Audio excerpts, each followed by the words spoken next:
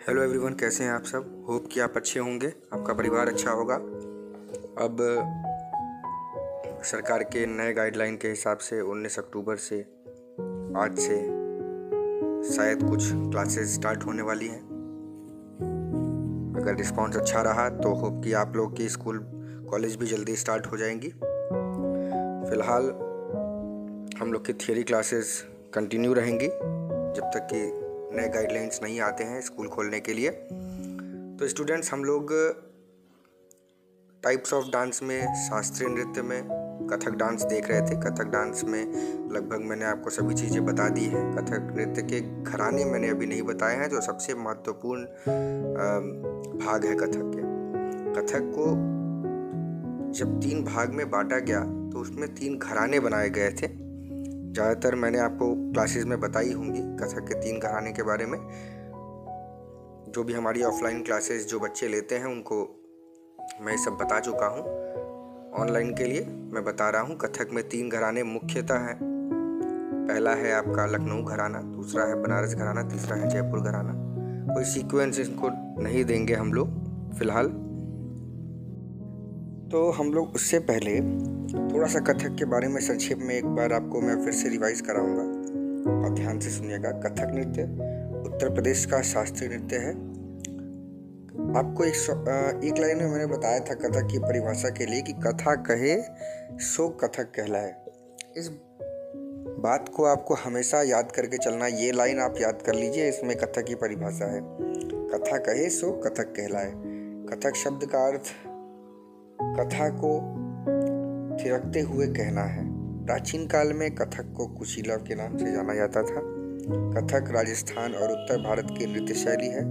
यह बहुत ही प्राचीन नृत्य शैली, क्योंकि महाभारत में भी कथक का वर्णन किया गया है। मध्यकाल में इसका संबंध कृष्ण कथा से और नृत्य से था। मुसलमानों के काल में, मुगलों के काल में यह दरबार में किया जाने लगा। वर्तमान में बिरजू महाराज जी इसके सबसे बड़े व्याख्याता, इसके सबसे बड़े विख्याता रहे हैं। हिंदी फिल्मों में अधिकांश नृत्य शैली इसी शैली पर आधारित होती है। अब हम लोग को एक चीज समझना है, भारत के जो 8 शास्त्रीय नृत्य हैं, भारत के जितने भी 8 शास्त्रीय नृत्य हैं उसमें सबसे पुराना माने जाने वाला कथक नृत्य है। इसकी उत्पत्ति उत्तर भारत में हुई है। कथक एक संस्कृत शब्द है जिसका अर्थ है कहानी से व्युत्पन्न करना। यह नृत्य कहानियों को बोलने का साधन है। अब इसके मुख्यतः जो घराने हैं वो 3 घराने हैं। जैसे मैंने बताया अभी आपको, इस नृत्य के मुख्यतः 3 प्रमुख घराने हैं। कछवा के राजपूतों के राजसभा में जयपुर घराने का, अवध के नवाब के राजसभा में लखनऊ घराने का, और वाराणसी के सभा में वाराणसी घराने का जन्म हुआ, जिसे बनारस घराना भी कहा जाता है। अपने विशिष्ट रचनाओं के लिए प्रसिद्ध एक कम प्रसिद्ध रायगढ़ घराना भी है। अपनी विशिष्ट रचनाओं के लिए प्रसिद्ध है, जो एक कम प्रसिद्ध रायगढ़ घराना भी है। अब हम लोग देखिए, जैसे मैंने पहले बताया, इसके 3 मुख्य घराने हैं, लखनऊ, बनारस और जयपुर। एक चौथा घराना है रायगढ़ घराना।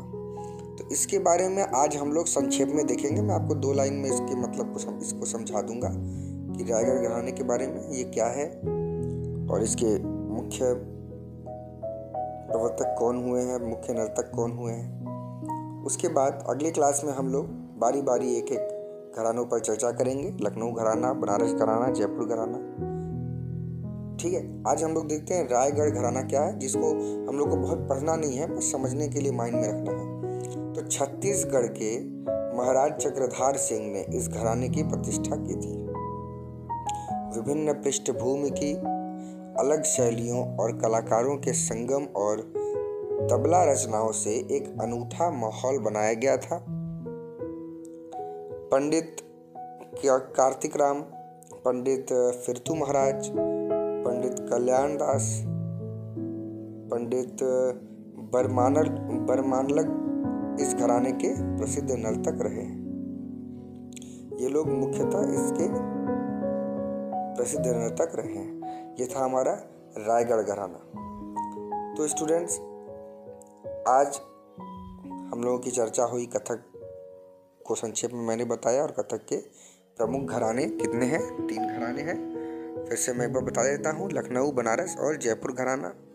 इन तीनों घरानों के बारे में हमें अच्छे से जानना है विस्तार में कि ये घराने, हर घराने में एक दूसरे में अंतर क्या है, कौन से घराने में किस चीज़ पे ज़्यादा प्रकाश डाला गया है, किस चीज़ को ज़्यादा महत्व दिया गया है। इस सब चीज़ों पे हम लोग अगली क्लास में चर्चा करेंगे। तो बारी बारी अब हम लोग तीनों घरानों के बारे में देखेंगे। इसी के साथ आज का क्लास हम लोग यहीं एंड करते हैं। God bless you, keep dancing, keep learning, stay home, stay safe.